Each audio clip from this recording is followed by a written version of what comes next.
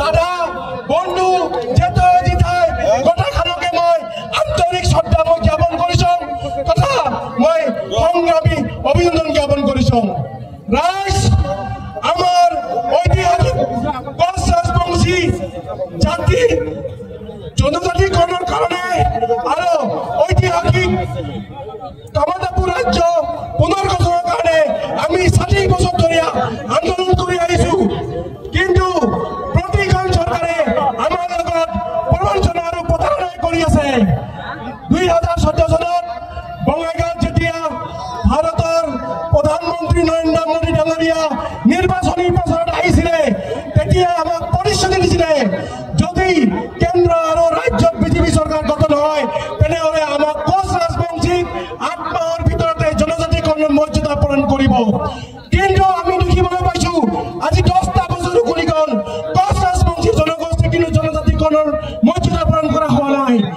আমাৰ লগত এই বিজেপি চৰকাৰখনে যি প্ৰবঞ্চনা আৰু প্ৰতাৰণা কৰি আছে সেইটো কিন্তু এইবাৰ আমি সহ্য নকৰিম। ৰাইজ আমি বিধানসভা 2026 চনৰ বিধানসভা নিৰ্বাচনৰ পূৰ্বে যদি আমাক কোচ ৰাজবংশী জনগোষ্ঠীক জনজাতিকৰণৰ মৰ্যাদা প্ৰদান নকৰে তেনেহ'লে আমি বিজেপি পৰ্যটন কাৰ্যসূচী হাতত ল'ম আৰু বিজেপিক বলপত্ৰ লৈ আমি উঠিয়াই পেলাম।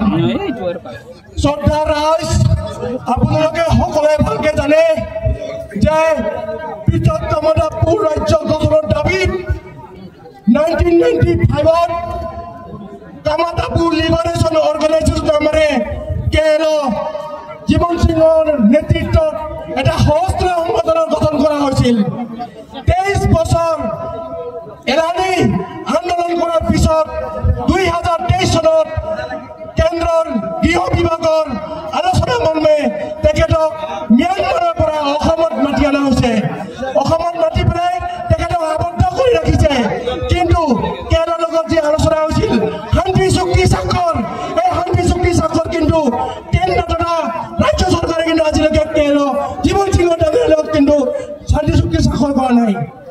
সেইকাৰণে আমি আজি এইখন বিশাল প্ৰতিবাদী গণসমাৱেশৰ জৰিয়তে কেন্দ্ৰ আৰু ৰাজ্য চৰকাৰক আমি সকীয়াই দিব বিচাৰিছোঁ।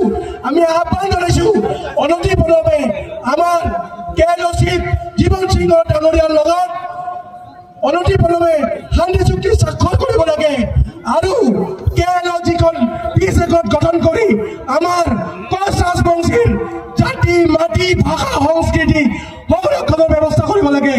আমাক পিছ একতৰ জৰিয়তে আমাৰ জনজাতিকৰণৰ মৰ্যাদা প্ৰদান কৰিব লাগে। পিছ একতৰ জৰিয়তে আমাক কামতাপুৰ ৰাজ্য গঠন কৰি দিব লাগে। সেই দাবী আমি কেন্দ্ৰ আৰু ৰাজ্য চৰকাৰ ৰাখিছোঁ। যদি আৰু কেন্দ্ৰ আৰু ৰাজ্য চৰকাৰ আপোনালোকে আজি এইখন মঞ্চৰ পৰা কাণ খুলি শুনি লওক যদি আমাৰ অসমৰ বিধানসভাৰ 2026 নিৰ্বাচনৰ আগত আমাৰ কেন্দ্ৰৰ লগত যদি শান্তি চুক্তি আৰু জনজাতিকৰণৰ যদি মৰ্যাদা প্ৰদান কৰা নহয় তেনেহ'লে আমি কিন্তু 26ত বিজেপি চৰকাৰক মুখ থেকে খুৱাম।